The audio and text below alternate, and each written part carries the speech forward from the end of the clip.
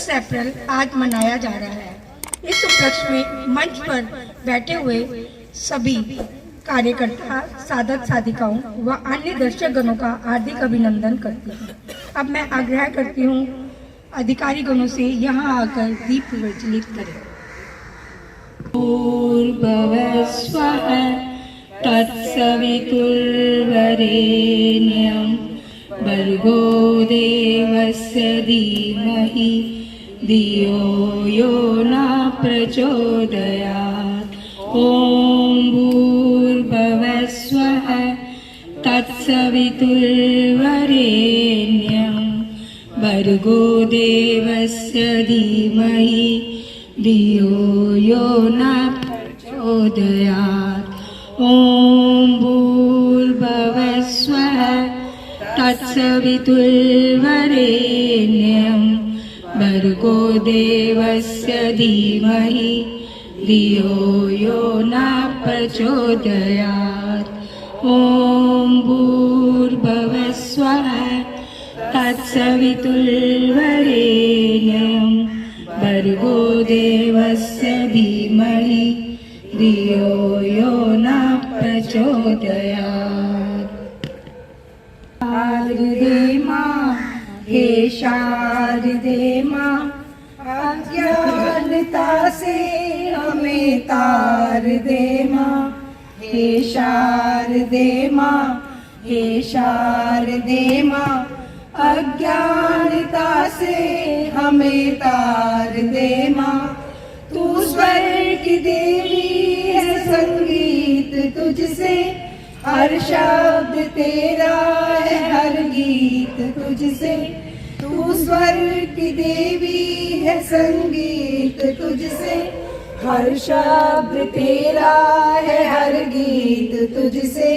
हम हैं अकेले, हम हैं अधूरे, तेरी शरण में हमें प्यार दे मां। हे शारदे मां, हे शारदे मां, अज्ञानता से हमें तार दे मां। मुनियों ने समझी, मुनियों ने जानी, वेदों की भाषा, पुराणों की वाणी। मुनियों ने समझी, मुनियों ने जानी, वेदों की भाषा, पुराणों की वाणी।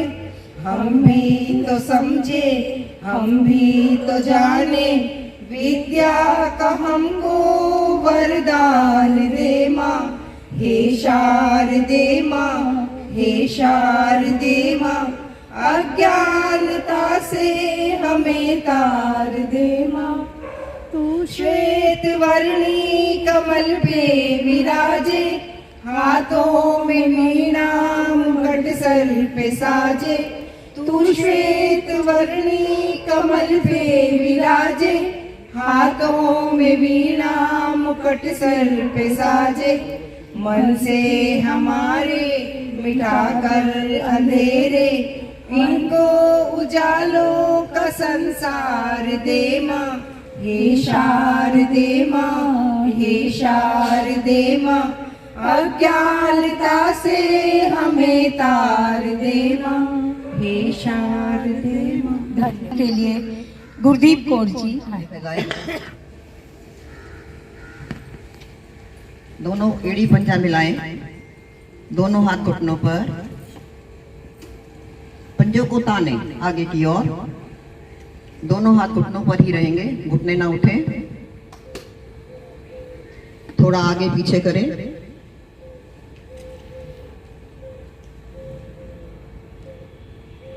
पैरों को ढीला करें, दाएं बाएं रोल करें, दाएं से बाएं, बाएं से दाएं 2-3 बार पैरों को घुमाएं।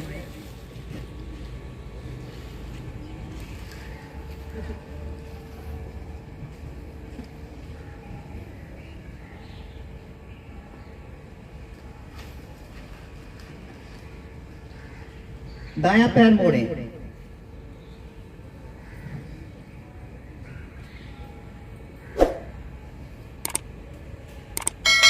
एक हाथ से हथेली को पकड़ें, हथेली से एड़ी को पकड़ें और एक हाथ से घुटने के नीचे रखें और उसको हिलाएं, डुलाएं। थोड़ा मसल्स को नॉर्मल करने के लिए ये जरूरी है, पद्मासन लगाने के लिए।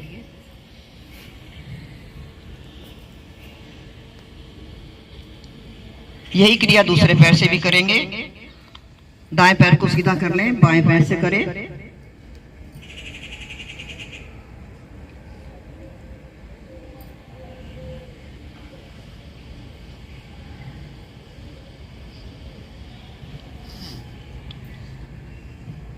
आ जाएं वापस। अब फिर दाएं पैर को उठाएं, घुटने को मोड़ें, पैर को मोड़ें, हाँ, एड़ी को पकड़ें, एड़ी को पकड़ें नीचे से पकड़ें और इसको अपने दाई जंघा के ऊपर रख लें। दाई जंघा पर रखें और दोनों हाथों से घुटने को ऊपर नीचे करें। दोनों हाथों से घुटने को ऊपर नीचे करें, नीचे जमीन पर लगाएं, ऊपर अपने शरीर के साथ लगाएं, दबाएं, घुटने को दबाएं। चहल साहब बिल्कुल सही कर रहे हैं।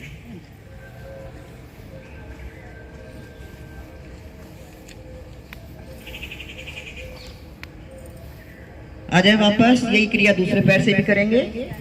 बायां पैर उठाकर एड़ी बंजा जगह से लगाएं और घुटने से, हाथ से घुटने को दबाएं।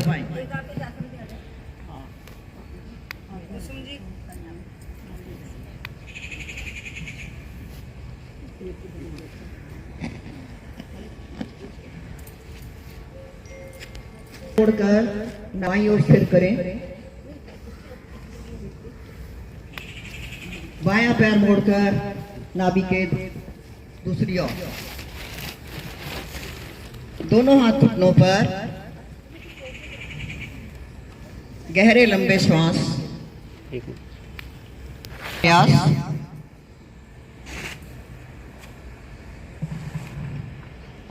मुगल बंद भी लगाएं।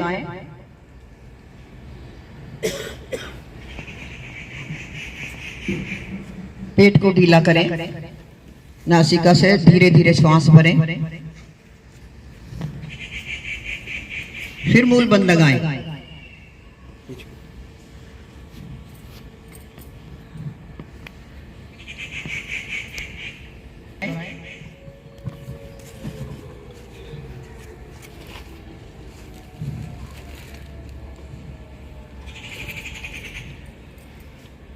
जिनको हार्ट की प्रॉब्लम है, ब्लड प्रेशर है, वो सांस ना रोके, वो सांस लेते रहे, छोड़ते रहे।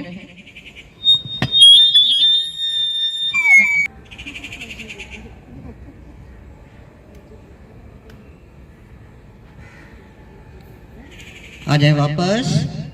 दोनों हाथ ज्ञान मुद्रा में, आंखें कोमलता से बंद। 3 बार ओम की ध्वनि और 1 बार गायत्री मंत्र का उच्चारण भावार्थ सहित 2 और 1 के अनुपात में श्रद्धायुक्त और प्यार से करना है। सबने मिलकर करना है, आगे पीछे नहीं आवाज करनी है। श्वास, गहरा श्वास भरें।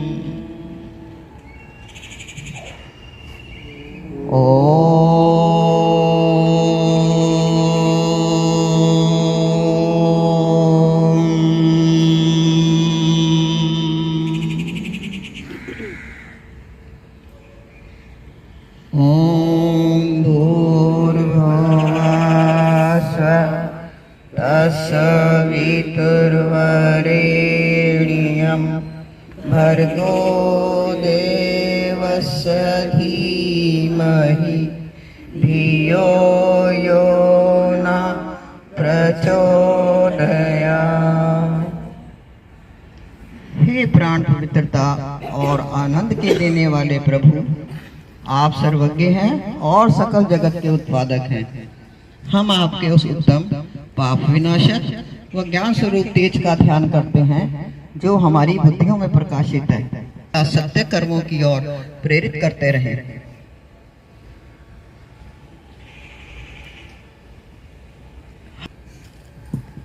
दाएं ओर हथेलियां रखते हुए वज्रासन में आ जाएं। घुटने मिले हुए, पीछे से एड़ियों पर बैठे, अंगूठे मिले हुए। उष्ट्रासन, घुटनों के बल खड़े हो जाएं। दोनों घुटनों में कंधे के बराबर फासला, पीछे से पंजे लेटे हुए, दोनों हाथ कमर पर लाएं। उंगलियां आगे की तरफ, पीछे से अंगूठे मिला लें, उंगलियां आगे की तरफ करें। श्वास भरते हुए धीरे धीरे कमर के निचले भाग से पीछे झुके। जब रीढ़ पूरी झुक जाए तब हथेलियां पंजों पर लगाएं। जब तक रीढ़ पूरी ना झुके हथेलियां हटाएं नहीं। रीढ़ का पूरा भाग, पूरी गोटियां प्रभाव में आती हैं। रीढ़ दोष दूर होते हैं। फेफड़ों में श्वास भरने की क्षमता बढ़ती है। धीरे धीरे वापस वज्रासन में बैठे। घुटनों को थोड़ा सा खोलें। दोनों हथेलियां घुटनों के बीच में रखें। उंगलियां अपनी तरफ, हथेली बाहर की तरफ। सिंह गर्जना मीन्स कि सिंह की तरह गर्जना करनी। श्वास भरें, जिह्वा बाहर निकालें और मधुर गर्जना करते हुए श्वास को बाहर निकालें।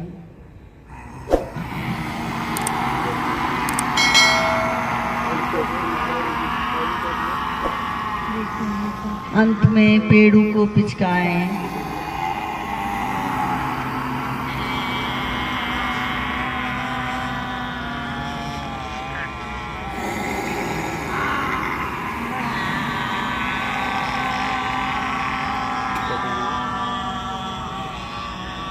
वापस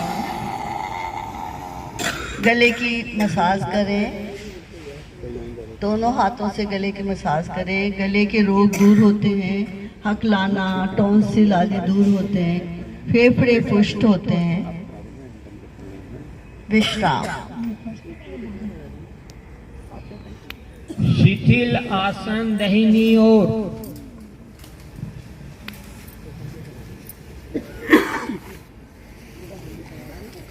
दाहिनी टांग, दाहिनी भुजा सीधी, बाईं टांग, बायां हाथ मुड़ा हुआ।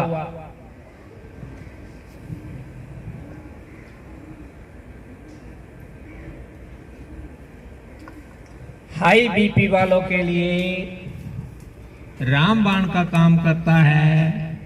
हृदय विकार भी इससे दूर होते हैं।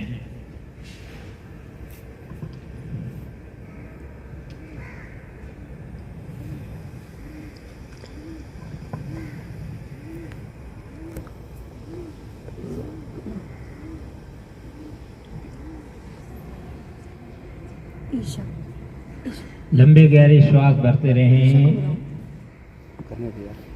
पेट के बल आ जाएं। टांग सीधी, हथेलियां कंधे से थोड़ा नीचे। त्रिअंग भुजंग आसन। श्वास भरते हुए धीरे धीरे धड़ को ऊपर उठाएं।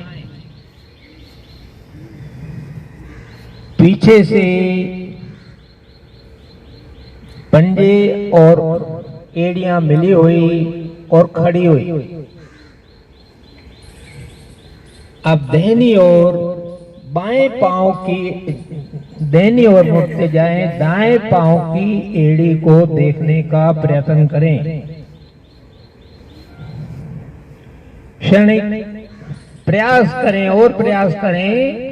अभी कईयों की गर्दन भुजंग की तरह नहीं घूमी है। घुमाएं, सामने लाएं। इसी तरह से बाईं ओर से दाहिने पांव की एड़ी को देखने का प्रयास करें। बहुत सुंदर स्थिति बन गई है। दाहिने, धीरे धीरे दाहिने ओर,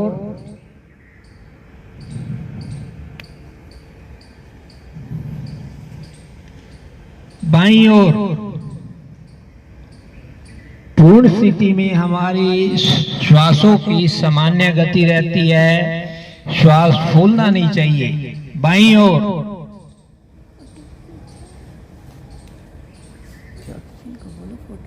वापिस आ जाए। शिथिल आसन, बाईं ओर, बाईं टांग, बाईं भुजा मुड़ी हुई, दाहिनी टांग, दाहिनी भुजा सीधी।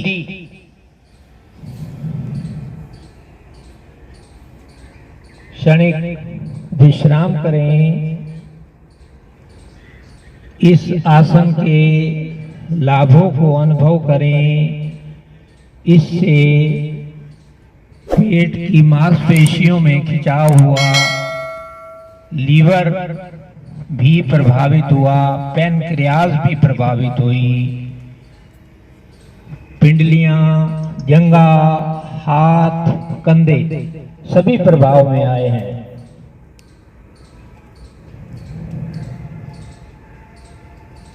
पुनः पेट के बल आ जाएं।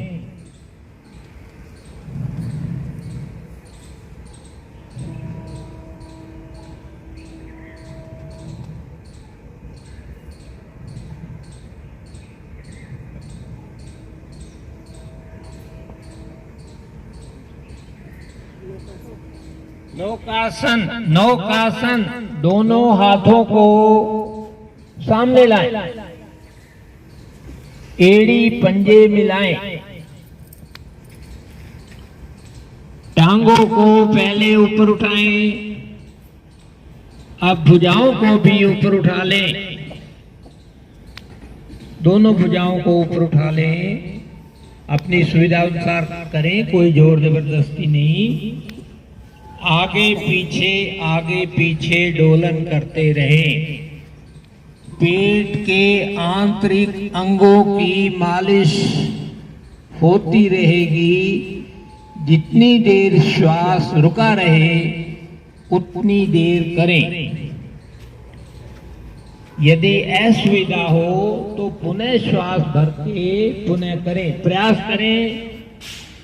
करें। बहुत अच्छे प्रयास। डॉक्टर साहब का सबसे बढ़िया हो रहा है।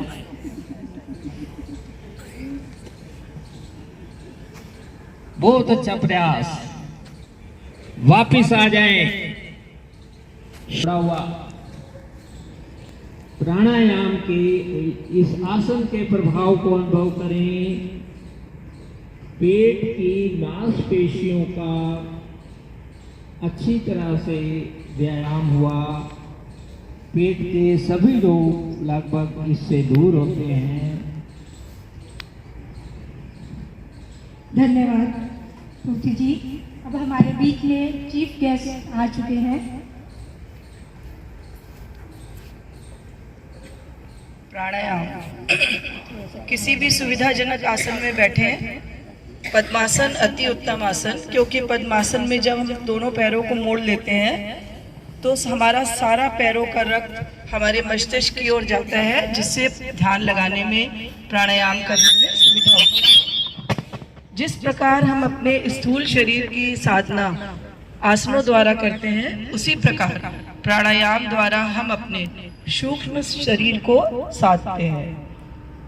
पद्मासन लगाएं, दोनों हाथ ज्ञान मुद्रा में, आंखें कोमलता से बंद, कमर गर्दन सीधी, ध्यान आंतरिक, मन में प्रसन्नता का भाव। शीतली प्राणायाम, लो बीपी वाले इस आसन को ना करें। हृदय के रोगी, अस्थमा के रोगी कुंभक ना लगाएं, सांस को ना रोकें। जिह्वा को बाहर निकालें, गोल करें, गहरा श्वास भरें, मूल बंद लगाएं, धीरे धीरे जिह्वा को अंदर कर ले, फोटो को बंद कर ले। अब क्षमता अनुसार रुकें। जब श्वास ना रोका जाए तो श्वास को धीरे धीरे बाहर निकालें। तब तक निकालते रहे जब तक नाभि मूल रीढ़ से ना लग जाए। पुराने साधक त्रिबंध भी लगा सकते हैं और कुंभक की अवस्था में रुक भी सकते हैं। ये एक आवृत्ति हुई, ऐसी 2 आवृत्तियां और करेंगे। पुनः जिह्वा को बाहर निकालें, धीरे धीरे गहरा श्वास भरें और क्रिया को दोहराएं।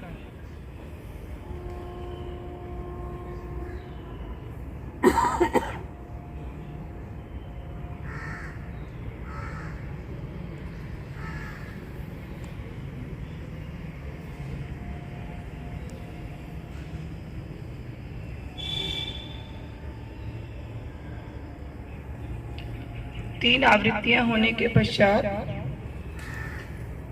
सांसों को सामान्य करें। शरीर में आई हुई शीतलता को अनुभव करें। ये गर्मियों में किया जाने वाला प्राणायाम है।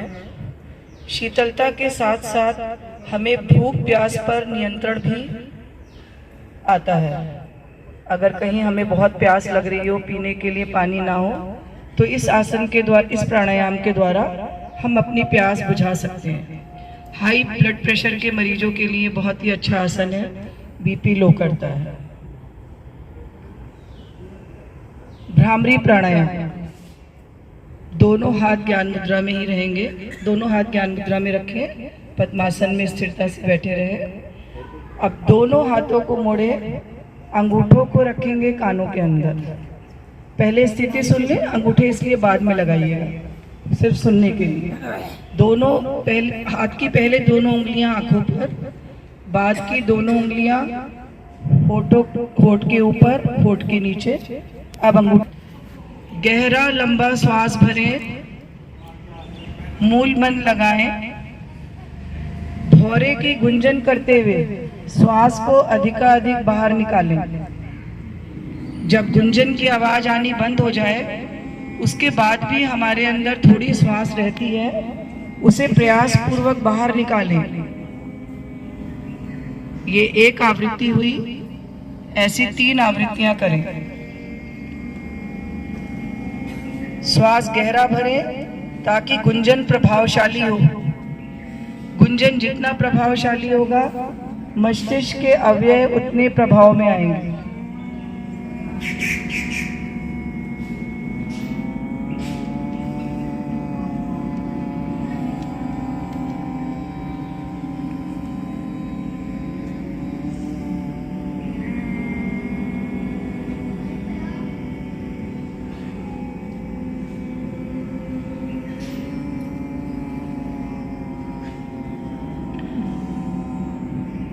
तीन आवृत्तियां समाप्त होने पर श्वास भरने से पहले कानों से अंगूठे बाहर निकालें।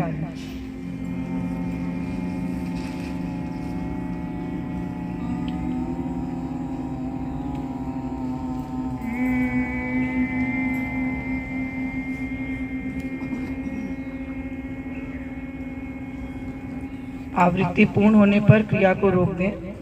जब हम भौरे की तरह गुंजन करते हैं तो हमारे श्वसन नलिका में जो हवा होती है वो वाइब्रेट करती है, वो उसमें उसके कण हिलते हैं। ये जो कण हिलते हैं ये अपनी वाइब्रेशन ब्रेन तक पहुंचाते हैं और ब्रेन के सारे तत्व प्रभाव में आते हैं। अनिद्रा जैसे रोग दूर होते हैं। मस्तिष्क की बहुत सारी कठिन बीमारियां जैसे स्किज़ोफ्रेनिया, ये सब दूर होती हैं। बहुत ही लाभकारी प्राणायाम है। कम से कम बड़ी उम्र वाले जिनको थोड़ा भूलने की प्रॉब्लम बढ़ने लगी है, इसको दिन में 21 बार अवश्य करें। नाड़ी शोधन प्राणायाम। नाड़ी शोधन प्राणायाम अनुलोम विलोम की तरह ही होता है। बाई नासिका से शुरू होता है और बाई नासिका पे ही खत्म होता है। अंतर इतना है कि जब हम श्वास भरते हैं और हम श्वास को रोकते हैं, तो श्वास भरने में अगर हम 5 की गिनती करेंगे तो श्वास रोकने के लिए हम दुगना समय लेते हैं, मतलब 10 की गिनती करेंगे। श्वास को बाहर निकालने में भी दुगना समय लेंगे, मतलब मन ही मन 10 की गिनती करेंगे और निकालने के बाद फिर रुकेंगे 5 की गिनती में। 1 2 2 1 का अनुपात। दोनों हाथ ज्ञान मुद्रा में रखें। अब दाहिने हाथ से प्राणायाम मुद्रा बनाएं।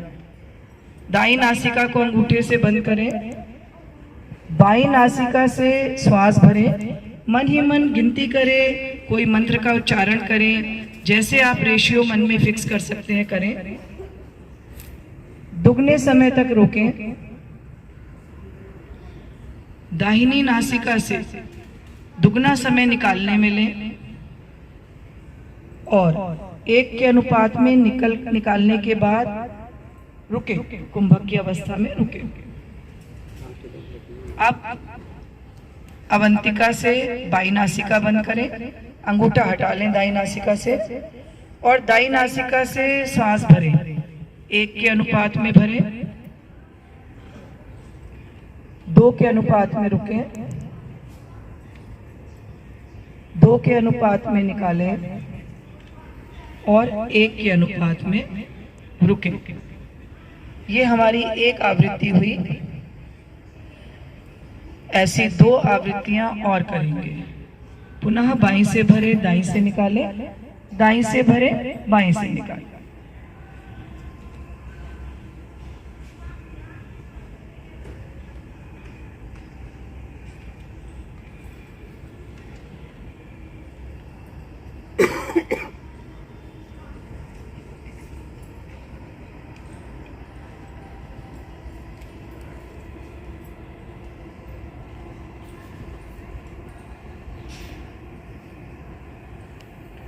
अंतिम आवृत्ति में दाहिनी नासिका से श्वास भरेंगे, बाईं से रेचन करेंगे।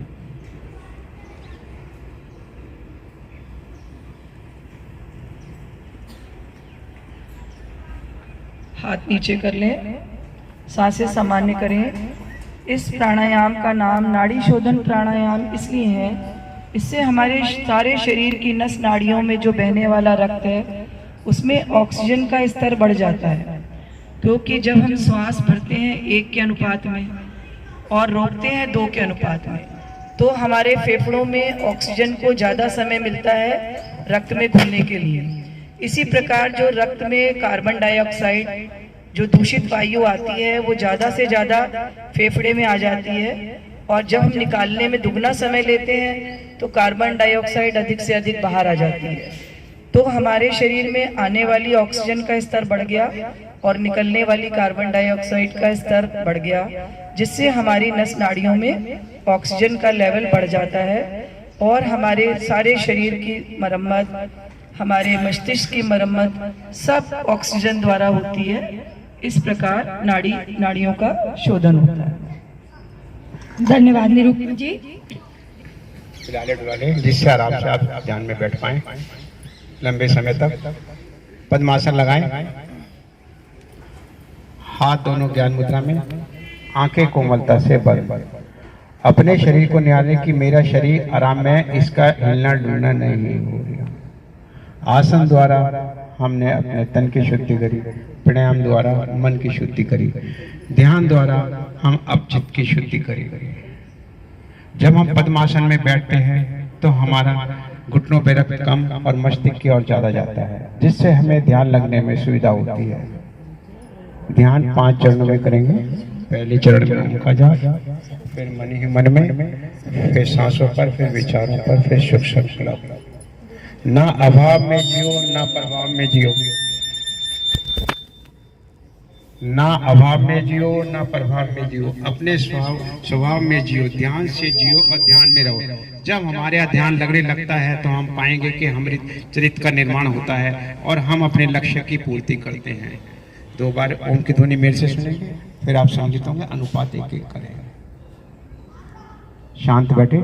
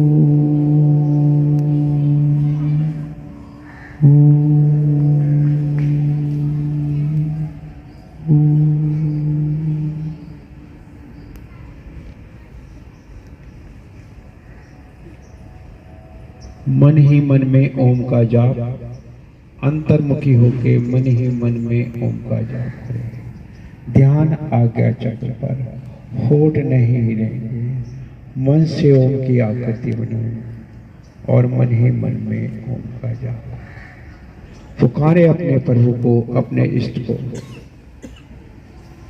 और ओम का जाप करते चले करते चले।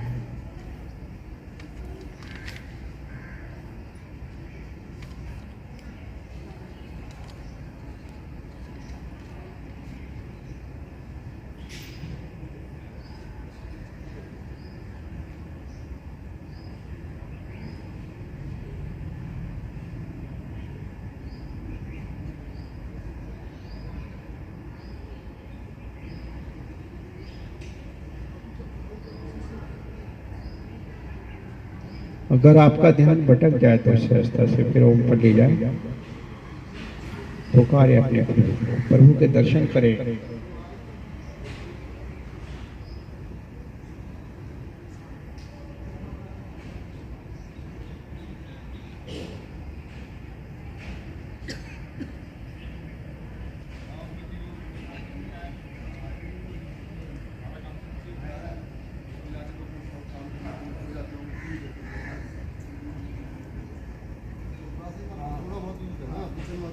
ध्यान सांसों पर, पहले पूरा गहरा सांस भरें, फिर सांस बाहर निकालें।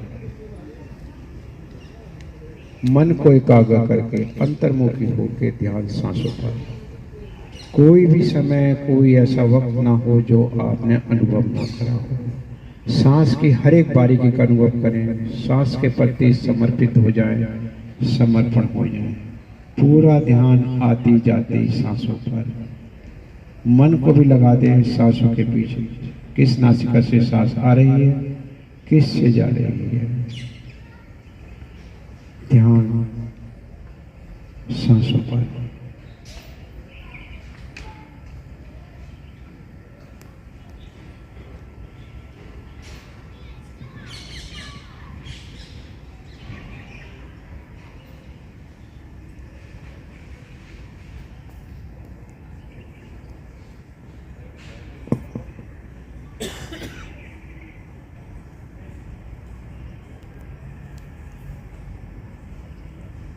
ध्यान आपका भटक कर तो सहजता से फिर सांसों पे ले जाए।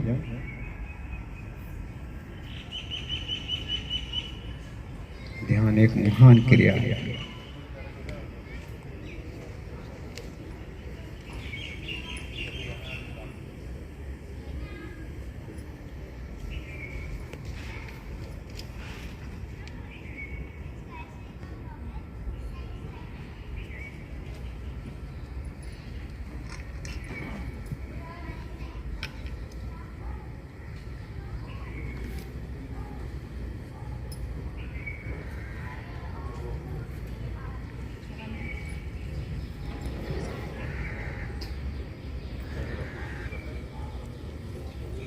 ध्यान विचारों पर।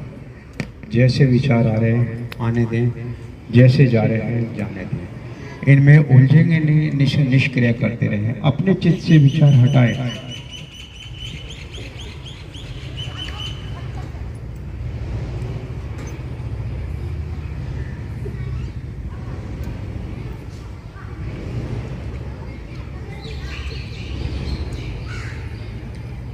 अनुभव करें हमारे विचार शून्य हो रहे हैं।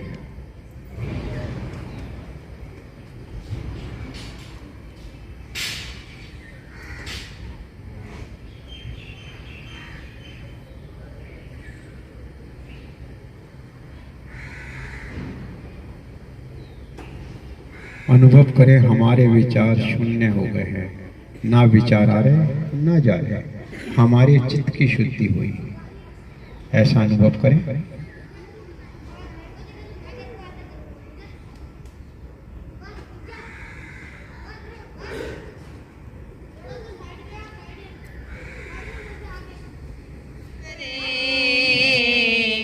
हमको मन की शक्ति देना, मन विजय करे, दूसरों की जैसे पहले खुद को जय करे।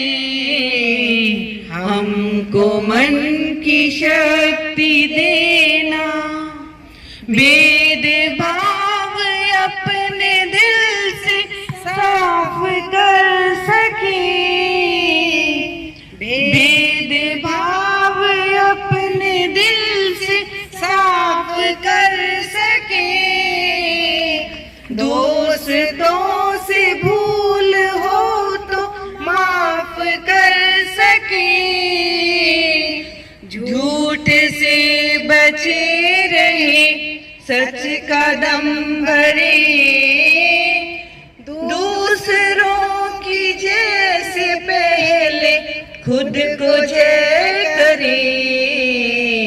हमको मन की शक्ति देना, मन विजय करे, दूसरों की जैसे पहले खुद को जय करे। हमको मन की शक्ति देना, मुश्किलें पड़े तो हम पे इतना कर्म कर, मुश्किलें पड़े तो हम पे इतना कर्म कर, साथ दे तो धर्म का, चले तो धर्म पर, खुद पे हौसला रहे, बदी से ना डरे, दूसरों की जैसे पहले खुद को जय करे।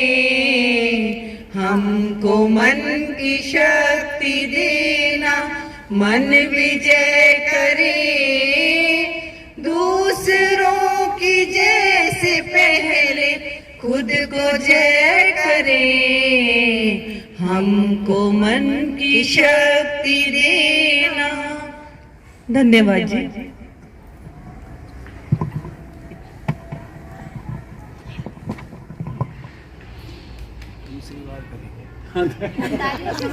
तालियों के साथ करेंगे।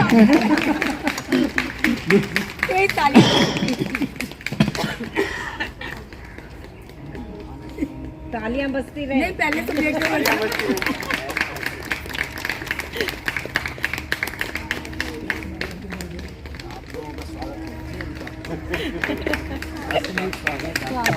आप अपना समय निकाल कर हमेशा आते हैं।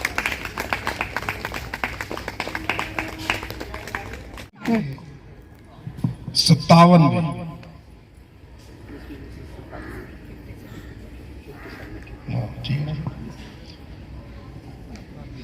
दिवस पर मैं आप सबका बहुत बहुत धन्यवाद करता हूं कि मुझे यहाँ बुलाया और आप सबको बधाई देता हूँ।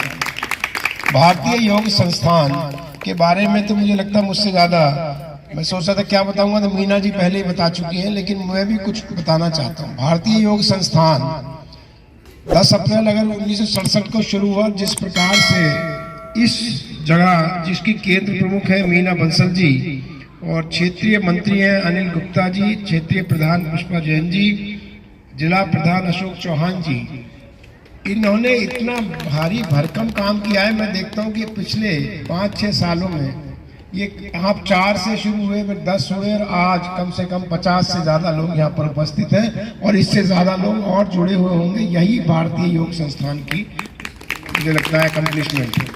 योग का मतलब ही जोड़ना है और आप जिस तरह प्रधान साहब, पुष्पा जी, मीना जी और अनिल जी और आप सब मिलकर लोगों को जोड़ रहे हैं। पहले लोग यहाँ आगे बैठते थे, अब पीछे तक बैठते हैं, अब कुर्सियों पर भी बैठ रहे हैं। इसलिए निश्चित रूप से आप सब लोग बधाई के पात्र हैं।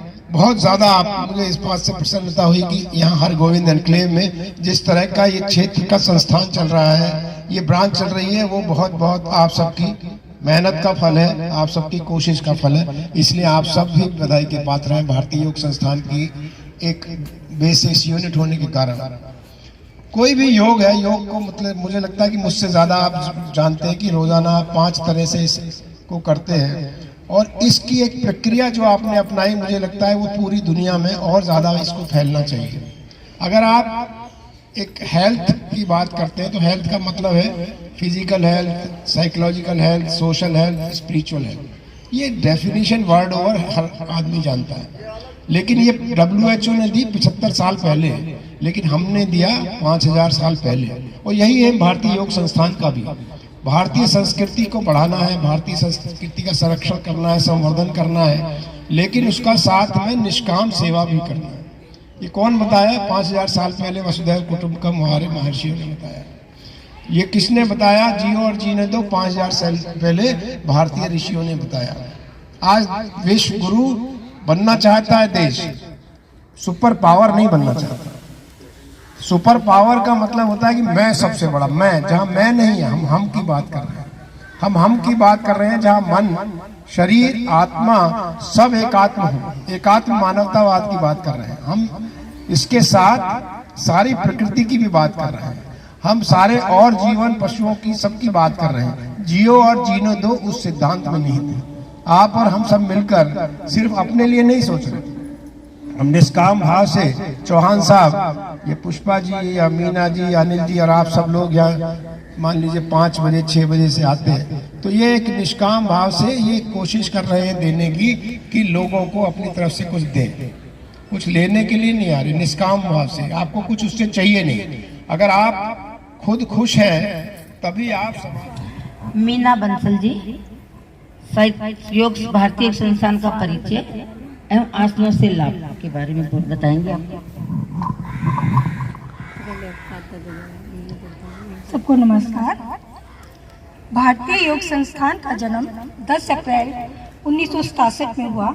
भारतीय योग संस्थान की स्थापना यूनिवर्सिटी की एक पहाड़ी पर 2 व्यक्तियों के द्वारा हुई। इसका उद्देश्य है भारतीय संस्कृति का संरक्षण एवं संवर्धन व मानव कल्याण। यूनिवर्सिटी में एक स्वामी जी अपनी विदेशी चेलियों के लेकर आए थे। उस वक्त श्रद्धेय प्रकाश राज जी, जो भारतीय योग संस्थान के संस्थापक थे, भी वहां पहुंचे। तो स्वामी जी ने कहा, ये योग भारतीय है पर विदेशों में बिक रहा है। तब उन्होंने कहा कि मैं आज से ही संकल्प लेता हूँ कि योग का प्रचार प्रसार घर घर में निःशुल्क पहुँचाऊंगा। और आज 4000 से भी अधिक भारतीय योग साधना केंद्र भारत के 23 प्रांतों तथा विदेशों में निःशुल्क चलाए जा रहे हैं। श्रद्धेय प्रकाश राज जी ने योग के प्रचार प्रसार व निःशुल्क केंद्र चलाने का इतना बड़ा कदम उठाया व सभी भक्तों सुखिना को लक्ष्य बनाया। वे उनकी प्रेरणा स्रोत बने। इस महान लक्ष्य को पूरा करने के लिए भारतीय योग संस्थान ने योग को साधना के रूप में चुना। आज लाखों साधक साधिकाएं निःशुल्क योग केंद्रों के माध्यम से प्रतिदिन योग शिक्षित होकर लोगों को शारीरिक, मानसिक व आध्यात्मिक लाभ पहुंचा रहे हैं। इसका किसी धर्म, जाति, राजनीति से कोई संबंध नहीं है। इसमें कोई भी जुड़ सकता है और अपने में संपूर्ण कला है, क्योंकि शारीरिक व मानसिक तौर पर दोनों को स्वस्थ बनाता है। योग एक परिवर्तन है। यूं कहें कि स्वयं में परिवर्तन ही योग का सही अर्थ है। योग अनुशासन सिखाता है। आधुनिक समाज में जीवन की भाग दौड़, प्रतिस्पर्धा, गलत जीवन शैली, गलत भोजन, निष्क्रियता व प्रकृति से दूरी बनाने के कारण व्यक्ति रोगों जैसे मोटापा, मधुमेह, हृदय रोग, अनिद्रा, तनाव व अवसाद आदि से पीड़ित होकर मानव जीवन के लक्ष्य को भूल चुका है। आज का मानव भौतिक सुखों को ही सुख मानकर दुखों के जाल में फंसता जा रहा है। भारतीय योग संस्थान भारतीय संस्कृति में अटूट विश्वास रखता है। योग संस्थान में भारतीय संस्कृति की महान मानवतावादी देन वासुदेव कुटुंबकम को अपने आदर्श के रूप में मनाया है एवं लोके समस्ता सुखिनो के सिद्धांत को अपनी प्रेरणा का आधार माना है। योग संस्थान का दृढ़ विश्वास है कि मानव मात्र में ईश्वर का अंश विद्यमान है। हम सब एक हैं। भारतीय योग संस्थान ने मानव समाज की आज की आवश्यकता के अनुसार जियो और जीवन दो का सिद्धांत जीवन के मूल्य के रूप में संसार को दिया है। अंत में मैं यही कहूंगी कि आज इस शुभ अवसर पर हम संस्थान के महान लक्ष्य सर्वे भवन्तु सुखिनः को प्राप्त करने में सहयोग